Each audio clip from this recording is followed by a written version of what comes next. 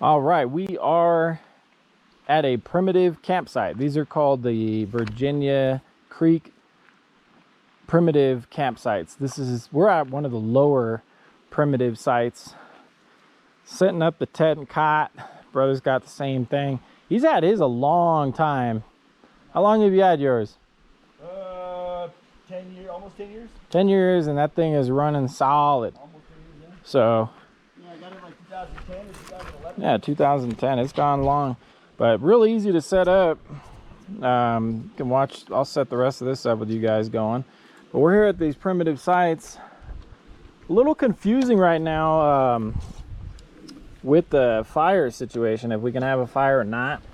Because I went on the Forest Service website and it said that if you're in an established campground with a fire ring right there, you could have a fire. But when I walked over to that fire pit, there's a sign on it, like a piece of tape, that says you cannot have a fire. So I'm not sure what to do. We're gonna see if we can find somebody that knows what the hell they're doing, because we're not gonna, worst case scenario, we just don't have a fire and play it safe. But hey, if we could have a fire, we're gonna have a fire.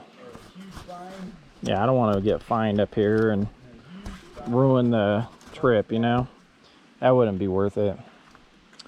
Anyway, but what I don't like is, okay, let's say the Forest Service did put that down. I mean, how cheap of a sign is that? I mean, are you supposed to believe a piece of masking tape? Just a little masking tape over something? I mean, come on. That's pretty chintzy. If you want to convince people, that ain't gonna do the job. So, anyway, these tents, man, I highly recommend you guys get one of these tent cots. Get your take your Walmart tent and just throw that thing away and go get one of these things, man. You can find oversized. This is the oversized, and you can get one of these for about $200. They kind of go up and down, 200, 240, 180. I got one for 180, and I got the other one for like, I think 205. I had it shipped, but they are awesome. We'll show you around a little bit.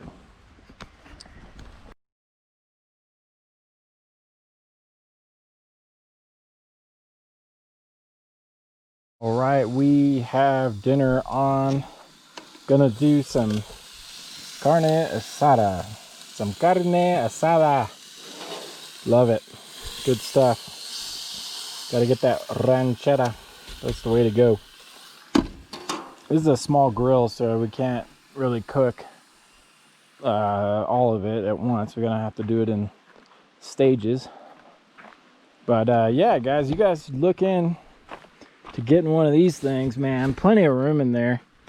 I'm about 6 foot, and I easily fit in there. Still no word about that fire pit. Brother's all set up. This is a high bear activity area. I suspect we'll get some bears tonight. I have the game cam set up, and I'm gonna keep my cameras handy and a flashlight handy, spotlight, just in case we can get some footage of a bear. I'm not really afraid of black bears. I think they're just like giant rats, but really nice. Right by the creek.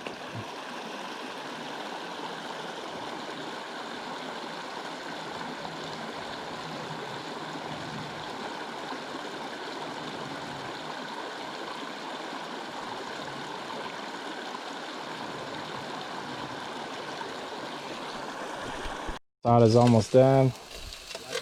Pretty good. Good stuff. Got some onions going. Looking solid.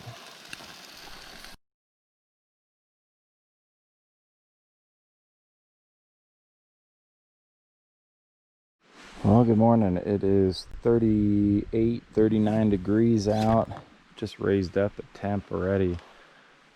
Quiet night at the campground. I didn't sleep too good. But a great little campground. Ended up running into the camp host, and they confirmed no fires and only established campgrounds. So up the way here at Trumbull, they have the ability to have fires, but no fires here, even though there's a river right there and all of that. He wasn't happy about it, but he just basically said, yep, that's what they're doing. So anyway, wonderful campsite. Got the float tube out. We're gonna go over to Lake Mamie and Mary today. Got a rolling boil on this. We're gonna do some AeroPress coffee. Good stuff. Not bad at all. It comes out pretty good. Takes a little bit of tweaking to get used to how that thing works, but once you kind of figure it out, you'll dial in and good to go. Gonna just have a little breakfast, quick breakfast, and then got to get out of here. Fishing's been kind of busy at most places, but not so bad. If you don't get out there early, then you're screwed, but if you get out there a little bit earlier, plenty of time. So I'm gonna throw some eggs and some sausage on the pan real quick and scarf it down, throw the tent back in the car, and get out of here and head over to those lakes. At least mainly it's just to get a parking spot. Once you're there, you're good to go. But beautiful out. Pretty chilly, 38 degrees, early August. It's gonna be a cold winter, I think. All right, let's enjoy this coffee. Let me get some of that breakfast going. Maybe I'll show you a little bit of that. Got the little smokies going on the lodge. Just gonna put a light fry on these things and throw some eggs in this skillet. We'll be ready to go.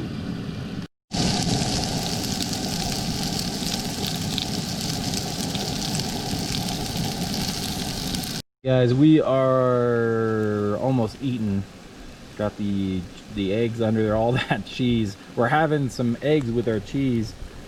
Sausages are done. They're just kind of over here waiting. But we're watching that melt right now on the lodge. That's the way to do it. Gonna throw down some coffee. Got some sausage, egg, and cheese. Hopefully the fishing's good today. We'll see. It was decent camping. It came up on this site, that's for sure. Good stuff. Listen to that sizzle. Slowly melting. All right, that's what we're eating this morning. Doesn't look too shabby.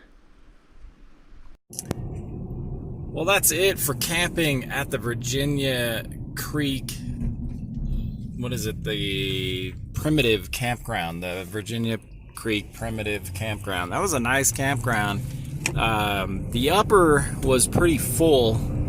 There was not much room, but that's just because Trumbull, what's basically going on up here, everybody's been wondering why, or if the camping has been really full.